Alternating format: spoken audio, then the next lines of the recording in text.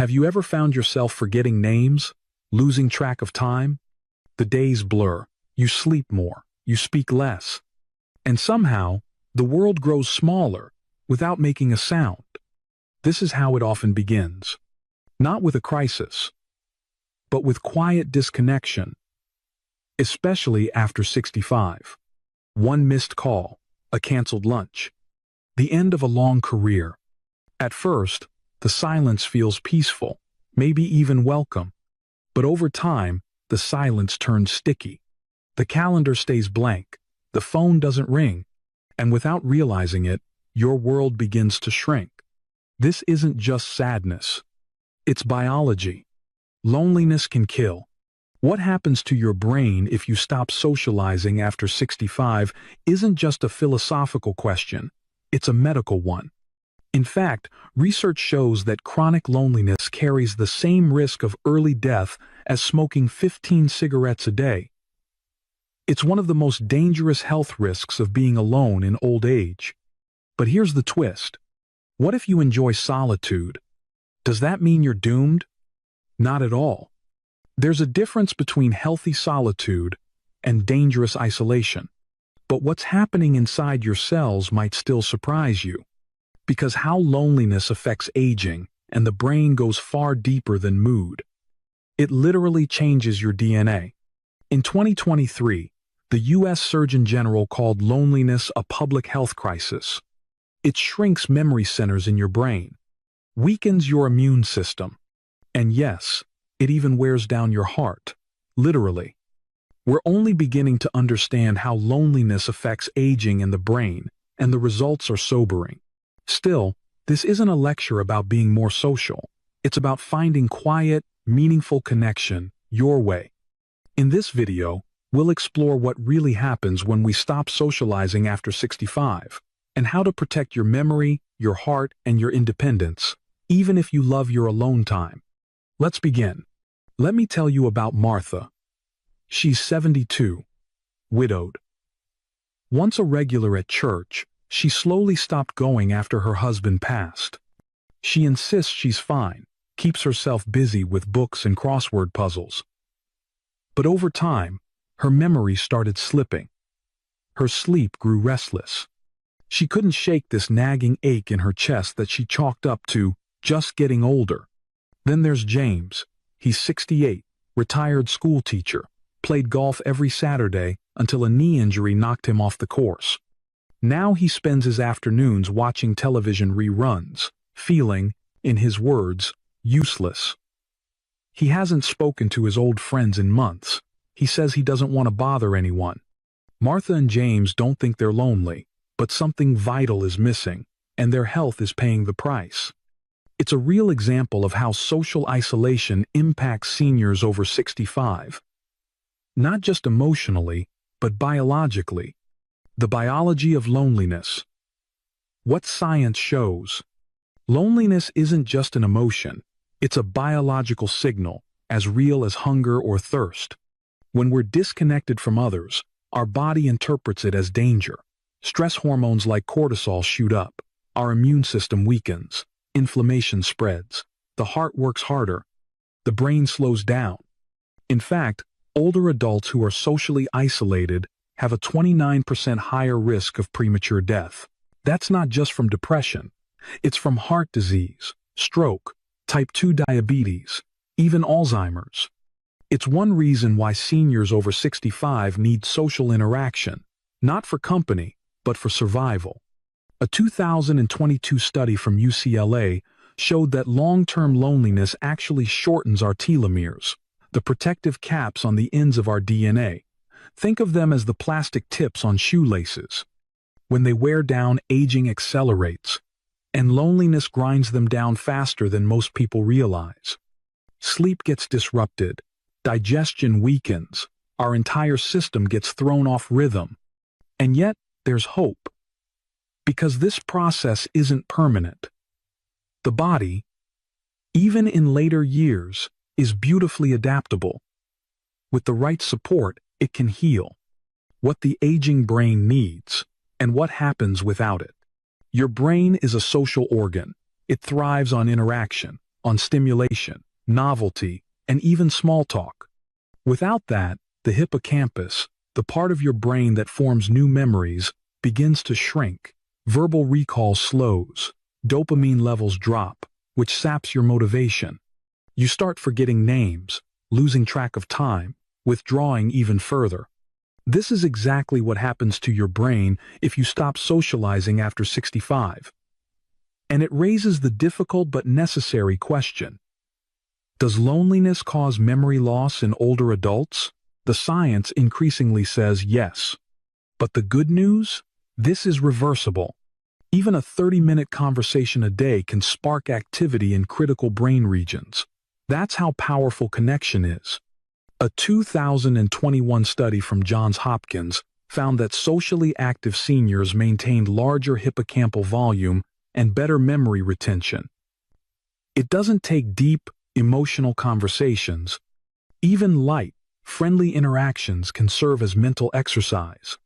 So, if you felt your mind getting foggy, the answer might not be a supplement, it might be a phone call. Why social connection protects the heart? Literally, it's not just the brain that benefits. Social ties protect your heart in ways we can now measure. A massive study of over 300,000 people showed that those with strong social bonds had a 50% higher chance of survival, regardless of their medical history. Think about that. Connection is as powerful as quitting smoking or lowering blood pressure. It underscores why social connection is important for longevity after retirement, not just emotionally, but physiologically. In Okinawa, Japan, elders belong to moai, small social groups that meet regularly. In Sardinia, Italy, family dinners stretch for hours, full of stories and laughter. These are blue zones, places where people routinely live past 90, with energy and joy. And their secret isn't just diet or exercise.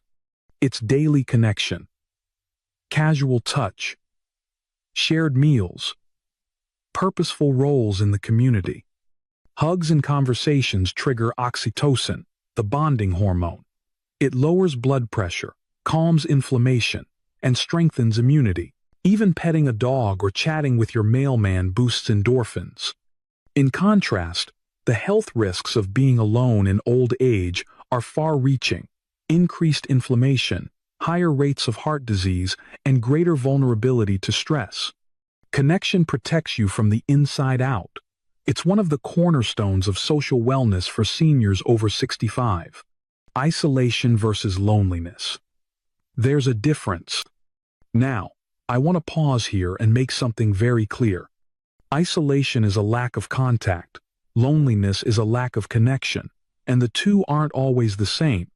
You can live alone and feel perfectly whole, or you can be surrounded by people and feel completely unseen. What matters isn't how many people you talk to, it's whether those interactions nourish you. A 2022 study in aging and mental health found that nearly 30% of isolated older adults reported no loneliness. They had meaningful solo routines, one or two trusted confidants, and a strong inner life. So, is it okay to want to be alone after 65? Absolutely. If it supports your mental, emotional, and physical health. But we still need to talk about what healthy solitude looks like, because even the most independent spirits need connection, in some form, to thrive. When life shifts, why we stop socializing. After 65, everything changes. You might retire, lose a spouse, move to a smaller home. Your kids are busy with their own lives. Your body doesn't move like it used to. Vision fades. Hearing gets harder. It's no wonder so many pull back. And yet, most don't talk about it. Many feel ashamed to admit they're lonely, especially men. NIH data shows men over 65 are 50% less likely to admit loneliness than women. Add in tech barriers, transportation issues, and grief, and socializing starts to feel like climbing a mountain. Some stop trying. Others don't even notice it's happened. But how social isolation impacts seniors over 65 is profound. It chips away at memory, immunity, and motivation. And while solitude can be nourishing, too much isolation can quietly erode our health over time. That's why seniors over 65 need social interaction, not for popularity, but for vitality, to keep the body responsive and the mind alert. What if you prefer being alone, finding connection on your terms? Let's say you're not a joiner. You don't like big crowds. That's okay. Connection doesn't have to mean potlucks or group classes. It can be quiet, personal, sacred. Start with a small, meaningful circle. One confidant, a friend, a cousin, a neighbor can protect your brain as much as a whole social calendar. A 2020 study in the Journal of Gerontology found that emotional intimacy with just one person significantly reduced dementia risk. You don't need 50 friends. You need one safe space. And if you're more inwardly focused, that's not a flaw, that's a gift. Try mindfulness practices, writing in a journal, sketching, gardening. These acts connect you to yourself and the present moment. Or explore techniques rooted in Buddhist philosophy. Mindfulness meditation helps you witness your thoughts without judgment. It lowers anxiety, stabilizes blood pressure, and slows the shrinking of memory centers in the brain. Loving-kindness meditation, sending well wishes to yourself, to loved ones, to strangers, actually increases oxytocin, improves sleep, and deepens your sense of connection to the world. One widow I knew lit incense every morning for her late husband. She sat with a photo, whispered a prayer. It was her way of feeling held. Over time, her grief softened. Her blood pressure dropped. Her sleep returned. Even in solitude, she was not alone. Because being alone after 65 can speed up aging, unless it's balanced with meaningful engagement. That engagement doesn't need to be social in the traditional sense, but it must connect you to people, to purpose, to presence. So here are some tips to overcome loneliness in older adults, especially if you're more introverted. Schedule one call a week with someone you trust. Join a virtual interest group, even just to observe. Volunteer for a cause you care about, remotely or locally. Create small rituals of remembrance, gratitude, or reflection. If you're wondering how to build social connections after 65, start small, start sincere, because connection isn't about quantity. It's about quality, and it's never too late to create it on your own terms. Ready to reconnect? Here's where to start. If you're ready to reach out, but feel overwhelmed, start small. Step 1. One connection. Call a relative. Text an old friend. Thinking of you. Small gestures matter more than you think. Step 2. Reconnect with purpose. Volunteer. Mentor. Share your wisdom. Purpose creates connection, and vice versa. These are powerful tips to overcome loneliness in older adults, especially after retirement. Step 3. Use tech as a bridge. Platforms like GrandPad or Get Set Up are made for seniors. Libraries offer free tech tutoring. You don't have to figure it out alone. This is how to build social connections after 65, with confidence and curiosity. Step 4. Build emotional stamina. Move your body gently. Get sunlight. Rest well. These physical habits support social wellness for seniors over 65, making it easier to say yes to conversation and community. Step 5. Practice social courage. Most people are craving connection too, but they don't know how to ask. Your hello might heal more than just you. Even small interactions, chatting with your cashier, greeting your mail carrier, waving to a neighbor, can gently rewire your brain. Scientists now know that loneliness can cause memory loss in older adults, especially when social withdrawal is prolonged. Why? Because what happens to your brain if you stop socializing after 65 is measurable. Brain volume in key memory areas shrinks. Emotional regulation weakens. But it's not permanent. Even modest reconnection can slow or even reverse these changes. Closing reflection. Martha and James revisited. Remember Martha? She didn't rejoin the church choir, but she started calling her sister every Thursday. Eventually, she downloaded a meditation app and practiced metta each morning. Her memory, sharper. Her sleep, more peaceful. Her heart, just a little lighter. She says, "I'm still alone most days, but I'm not lonely." And James? He started hosting poker night once a month for fellow veterans. The first game was awkward.